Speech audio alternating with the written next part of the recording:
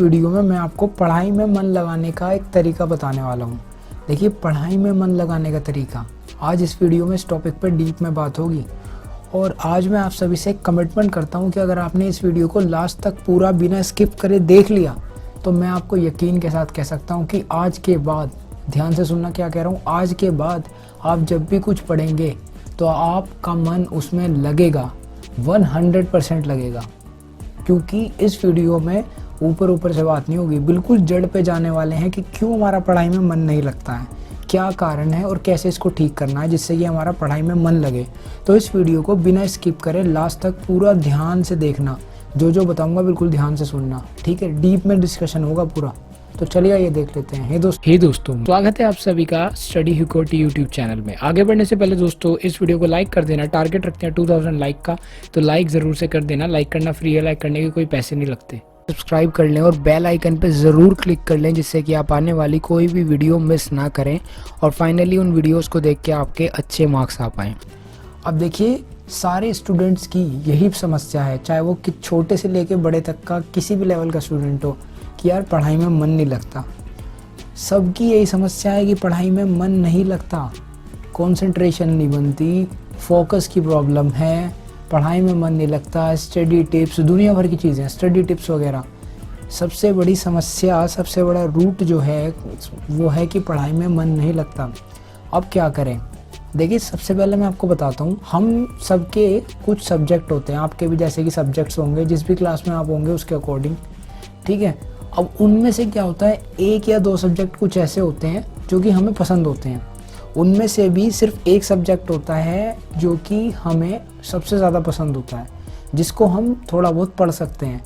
और शायद 1-8% बच्चे ऐसे भी होंगे जिनको कोई भी नहीं पसंद होगा, लेकिन मैक्सिमम जो मेजॉरिटी है वो ऐसी होती है जिसमें एक सब्जेक्ट बच्चे को ऐसा होता है जिसको कि वो पढ़ लेता है थोड़ा बहुत। जैसे कि मैं अपनी बात करूँ तो मेरे केस में मैथ्स जो था वो ऐसा सब्जेक्ट था जिसको कि मैं पढ़ लेता था, मुझे अच्छा लगता था मैथ्स। अपना मैं आराम से बैठता था और मैथ्स के क्वेश्चन सॉल्व करता रहता था, तो उसमें कोई प्रॉब्लम नहीं थी। ऐसे ही आपका भी शायद कोई ना कोई ऐसा सब्जेक्ट होगा जिसको कि आप पढ़ लेते होंगे। आपका कौन सा फेवरेट सब्जेक्ट है, कौन सा सब्जेक्ट आपका फेवरेट है, नीचे कमेंट सेक्शन में लिख के ज़रूर बताइएगा। लेकिन बाकी सब्जेक्ट्स का क्या, उनमें तो पढ़ाई करने में उन सब्जेक्ट की तो मन नहीं लगता। अब यही तो समस्या है। लेकिन खाली वो सब्जेक्ट जो हमें पढ़ना पसंद है उसे पढ़ के तो मार्क्स नहीं आएंगे, उसे पढ़ के तो परसेंटेज नहीं बनेगी। हाँ, उसे पढ़ के उस सब्जेक्ट में बनेगी, लेकिन जो ओवरऑल परसेंटेज बनेगी वो तो बनेगी सारा पढ़ के ना भाई, सारे सब्जेक्ट पढ़ने होंगे ना, ये कारण है सबसे पहला तो। अब ये चीज़ तो हमें पता है सबको, इसमें क्या बड़ी बात है, लेकिन हम उन सब सब्जेक्ट को तो पढ़ नहीं पाते।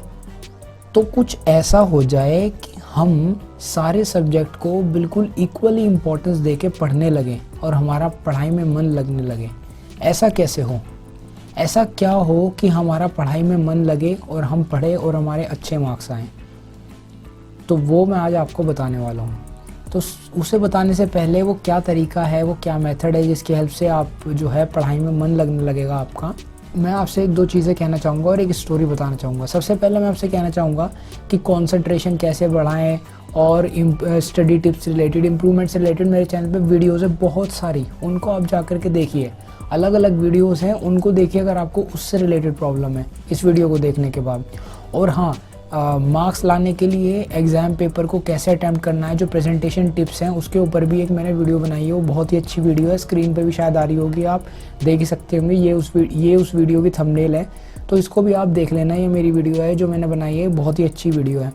इसको देखने से आपको काफ़ी अच्छा नॉलेज मिलेगी जिससे कि आपके एग्ज़ाम में अच्छे मार्क्स आ पाएंगे, ठीक है।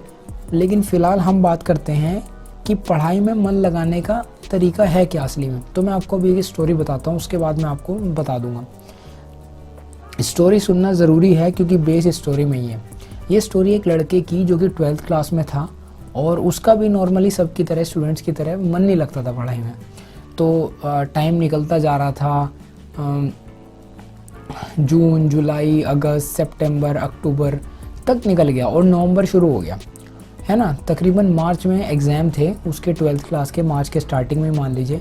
तो उसके पास बचा क्या, नवंबर, दिसंबर, जनवरी, फरवरी, ये 4 महीने उसके पास बचे। और आता उसको बहुत कम था, ना के बराबर ही मान लीजिए कि उसको आता था पढ़ाई में कुछ भी, ठीक। मेरी स्टोरी नहीं है, किसी बच्चे की स्टोरी है, मैं आपको बता रहा हूँ, तो है रियल लाइफ की।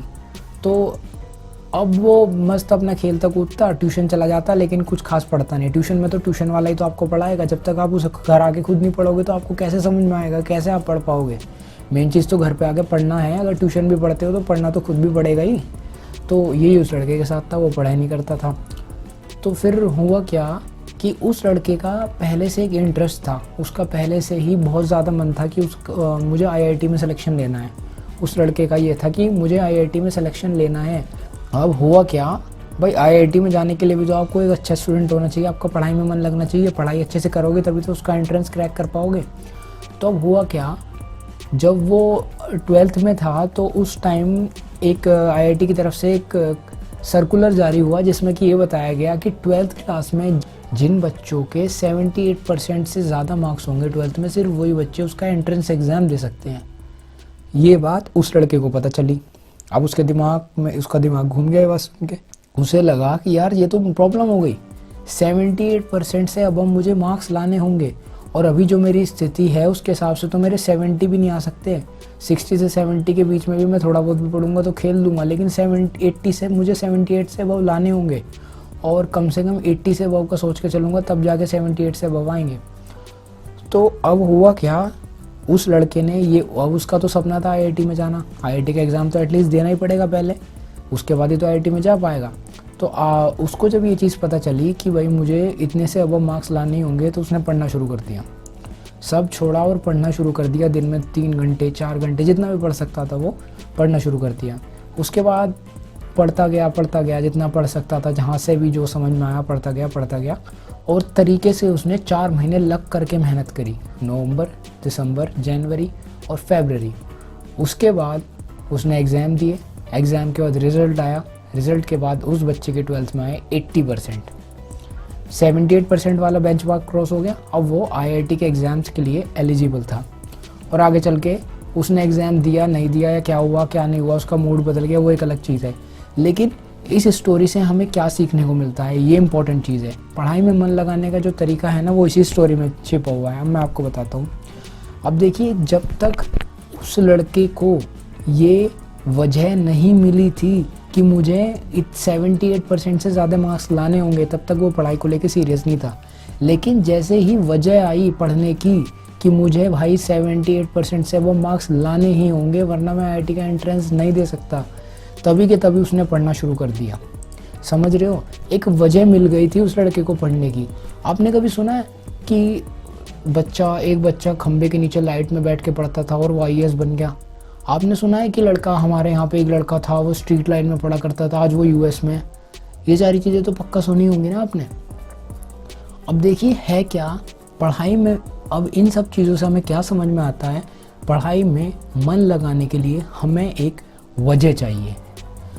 देखिए, आपकी जो सारी की सारी समस्याएं हैं ना, जो भी आप सब चीज़ें करते हैं कि ये पढ़ लिया वो पढ़ लिया, या फिर मैं क्या करूं जिससे मन लगे, आपकी सारी समस्याओं का जो रूट कोज है वो यही है कि आपके पास पढ़ने के लिए कोई वजह नहीं है। जैसे ही वजह आई ज़िंदगी जीने की, तो बस खेल हो गया, सारी प्रॉब्लम सॉल्व हो गई। जैसे ही उस बच्चे के पास वजह आई पढ़ने की कि मुझे आईआईटी का एंट्रेंस एग्ज़ाम देने के लिए 78% से अबव मार्क्स चाहिए, उसने पढ़ना शुरू कर दिया और 80 ले भी आया। जैसे ही वजह आई पढ़ने की स्ट्रीट लाइट वाले लड़के के पास कि भाई मेरे घर में खाने के लिए रोटी नहीं है, अगर नहीं पढ़ा तो क्या करूँगा, जैसे अब तक घर में रोटी नहीं मिल रही, आने वाले टाइम में मुझे भी नहीं मिलेगी, वो दिन रात पढ़ा और बनने के बाद आईएएस बन गया। तो सबसे इम्पोर्टेंट चीज़ क्या है? वजह। मैं आपसे पूछता हूँ, क्या आपकी लाइफ में कोई वजह है? क्या आपकी लाइफ में कोई वजह है? ये सबसे इम्पोर्टेंट है।